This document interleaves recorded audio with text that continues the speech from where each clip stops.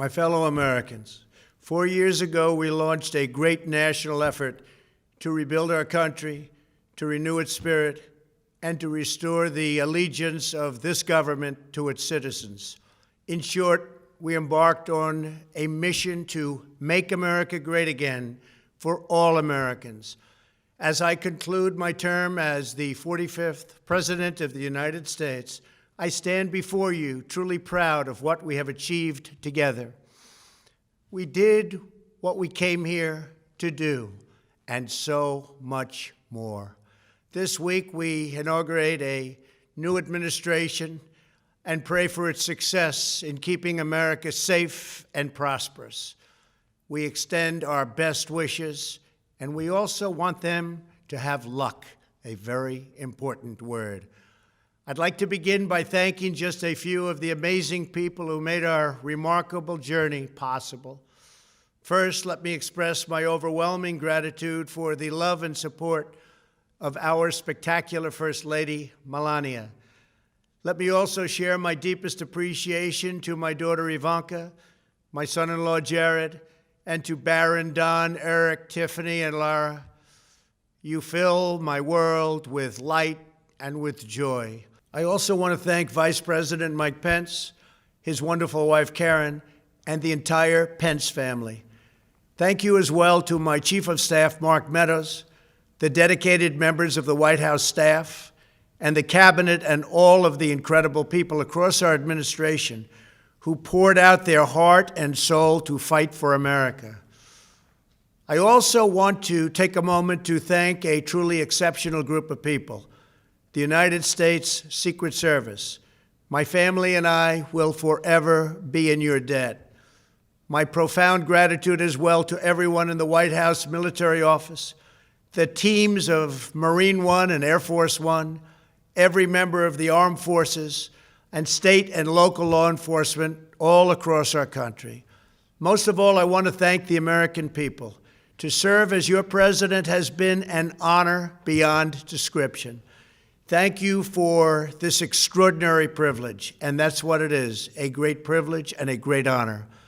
We must never forget that while Americans will always have our disagreements, we are a nation of incredible, decent, faithful, and peace-loving citizens who all want our country to thrive and flourish and be very, very successful and good.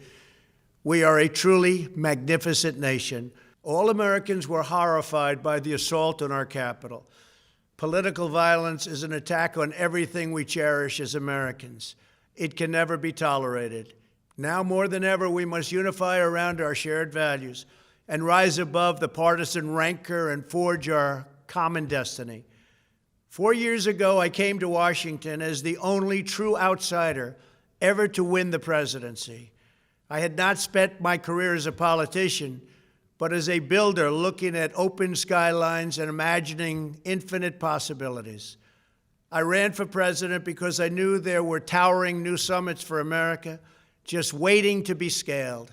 I knew the potential for our nation was boundless as long as we put America first.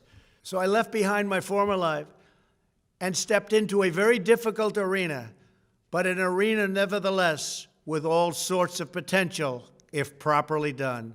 America had given me so much, and I wanted to give something back. Together with millions of hardworking patriots across this land, we built the greatest political movement in the history of our country. We also built the greatest economy in the history of the world. It was about America first because we all wanted to make America great again.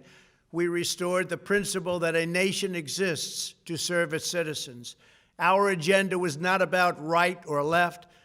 It wasn't about Republican or Democrat, but about the good of a nation, and that means the whole nation. With the support and prayers of the American people, we achieved more than anyone thought possible. Nobody thought we could even come close. We passed the largest package of tax cuts and reforms in American history. We slashed more job-killing regulations than any administration had ever done before.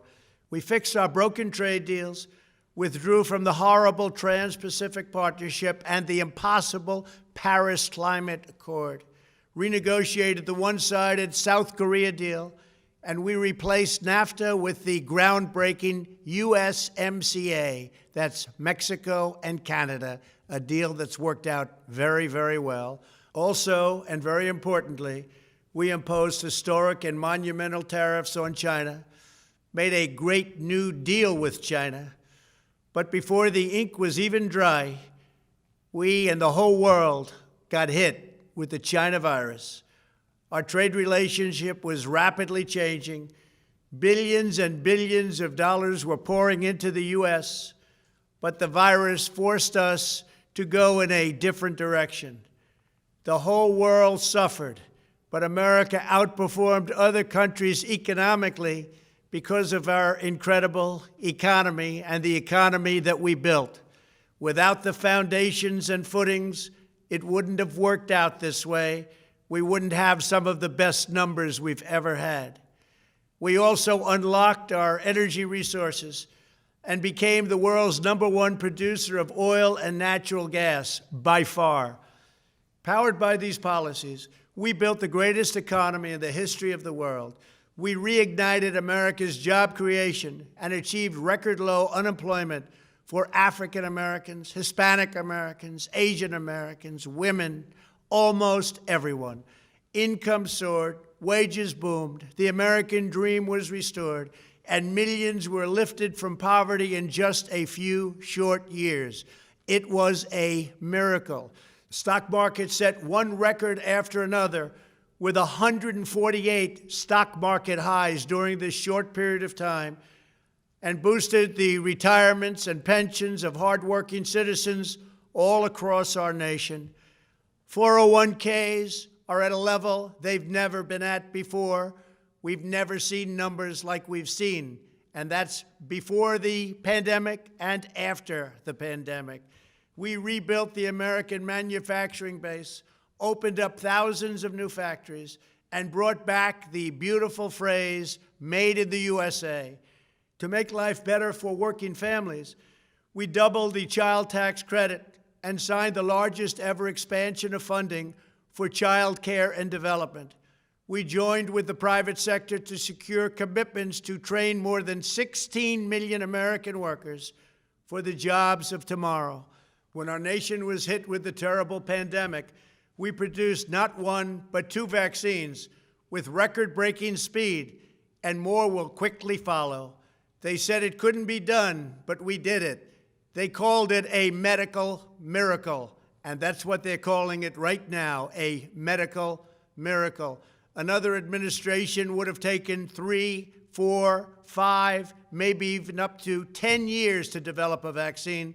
We did it in 9 months. We grieve for every life lost, and we pledge in their memory to wipe out this horrible pandemic once and for all. When the virus took its brutal toll on the world's economy, we launched the fastest economic recovery our country has ever seen.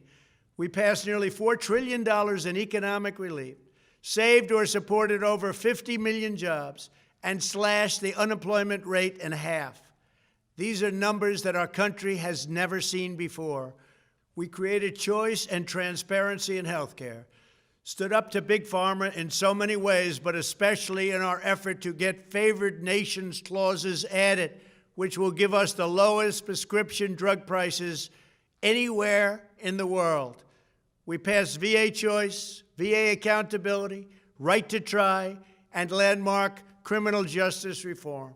We confirmed 3 new justices of the United States Supreme Court. We appointed nearly 300 federal judges to interpret our Constitution as written. For years, the American people pleaded with Washington to finally secure the nation's borders. I am pleased to say we answered that plea and achieved the most secure border in U.S. history. We have given our brave border agents and heroic ICE officers the tools they need to do their jobs better than they have ever done before, and to enforce our laws and keep America safe. We proudly leave the next administration with the strongest and most robust border security measures ever put into place. This includes historic agreements with Mexico, Guatemala, Honduras, and El Salvador, along with more than 450 miles of powerful new wall. We restored American strength at home and American leadership abroad. The world respects us again. Please don't lose that respect. We reclaimed our sovereignty by standing up for America at the United Nations and withdrawing from the one-sided global deals that never served our interest. And NATO countries are now paying hundreds of billions of dollars more than when I arrived just a few years ago. It was very unfair. We were paying the cost for the world. Now the world is helping us. And perhaps most importantly of all, with nearly $3 trillion, we fully rebuilt the American military, all made in the USA. We launched the first new branch of the United States Armed Forces in 75 years, the Space Force. And last spring, I stood at Kennedy Space Center in Florida and watched as American astronauts returned to space on American rockets for the first time in many, many years. We revitalized our alliances and rallied the nations of the world to stand up to China like never before. We obliterated the ISIS caliphate and ended the wretched life of its founder and leader, al-Baghdadi. We stood up to the oppressive Iranian regime and killed the world's top terrorist, Iranian butcher Qasem Soleimani. We recognized Jerusalem as the capital of Israel and recognized Israeli sovereignty over the Golan Heights. As a result of our bold diplomacy and principled realism, we achieved a series of historic peace deals in the Middle East. Nobody believed it could happen. The Abraham Accords opened the doors to a future of peace and harmony, not violence and bloodshed. It is the dawn of a new Middle East, and we are bringing our soldiers home. I am especially proud to be the first president in decades who has started no new wars. Above all, we have reasserted the sacred idea that in America, the government answers to the people. Our guiding light, our North Star, our unwavering conviction has been that we are here to serve the noble, everyday citizens of America. Our allegiance is not to the special interests, corporations, or global entities. It's to our children, our citizens, and to our nation itself. As president, my top priority, my constant concern, has always been the best interests of American workers and American families. I did not seek the easiest course. By far, it was actually the most difficult. I did not seek the path that would get the least criticism. I took on the tough battles, the hardest fights, the most difficult choices, because that's what you elected me to do. Your needs were my first and last unyielding focus. This, I hope, will be our greatest legacy. Together, we put the American people back in charge of our country. We restored self-government. We restored the idea that in America, no one is forgotten because everyone matters and everyone has a voice. We fought for the principle that every citizen is entitled to equal dignity, equal treatment, and equal rights, because we are all made equal by God. Everyone is entitled to be treated with respect, to have their voice heard, and to have their government listen. You are loyal to your country, and my administration was always loyal to you. We worked to build a country in which every citizen could find a great job and support their wonderful families. We fought for the communities where every American could be safe and schools where every child could learn. We promoted a culture where our laws would be upheld, our heroes honored, our history preserved, and law-abiding citizens are never taken for granted. Americans should take tremendous satisfaction in all that we have achieved together. It's incredible.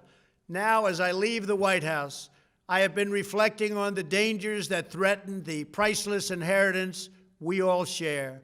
As the world's most powerful nation, America faces constant threats and challenges from abroad.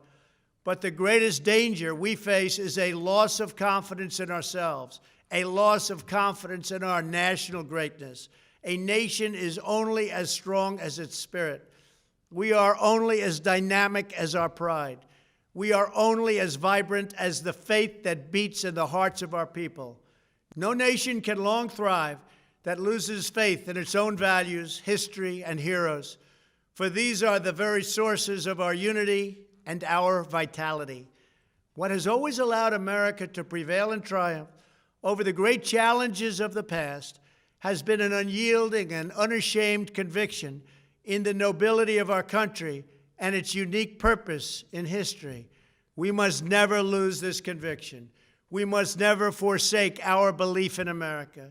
The key to national greatness lies in sustaining and instilling our shared national identity. That means focusing on what we have in common, the heritage that we all share. At the center of this heritage is also a robust belief in free expression, free speech, and open debate. Only if we forget who we are and how we got here could we ever allow political censorship and blacklisting to take place in America. It's not even thinkable. Shutting down free and open debate violates our core values and most enduring traditions. In America, we don't insist on absolute conformity or enforce rigid orthodoxies and punitive speech codes. We just don't do that.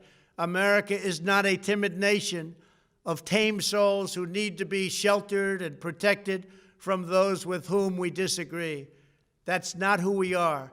It will never be who we are. For nearly 250 years, in the face of every challenge, Americans have always summoned our unmatched courage, confidence, and fierce independence. These are the miraculous traits that once led millions of everyday citizens to set out across a wild continent and carve out a new life in the Great West. It was the same profound love of our God-given freedom that willed our soldiers into battle and our astronauts into space. As I think back on the past 4 years, one image rises in my mind above all others.